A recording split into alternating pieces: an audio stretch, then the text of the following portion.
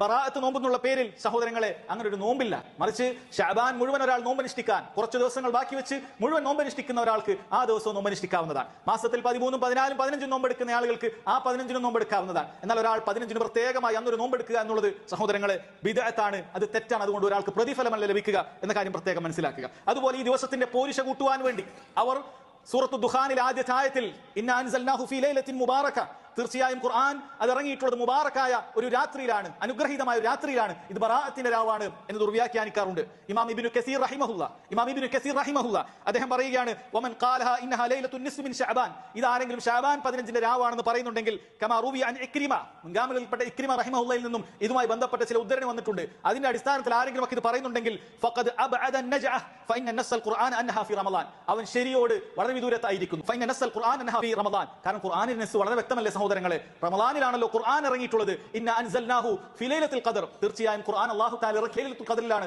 ലൈലത്തുൽ ഖദർ റമളാനിന്റെ അവസാനത്തെ 10-ലാണെന്നുള്ളത് എല്ലാവർക്കും അറിയുന്ന കാര്യമാണ്. അതുകൊണ്ട് തന്നെ ഖുർആൻ അവതരിച്ച അനുഗ്രഹീതമായ രാവ് അത് ബറാഅത്തിന്റെ രാവ് എന്നുള്ള പേരിൽ പറയപ്പെടുന്ന ശഅബാൻ 15 രാവയല്ല സഹോദരങ്ങളെ. അതുകൊണ്ട് ആ രാവിന് പ്രത്യേകമായ ഇബാദത്തുകൾക്ക് ആരും കൂടിയിരിക്കേണ്ടതില്ല.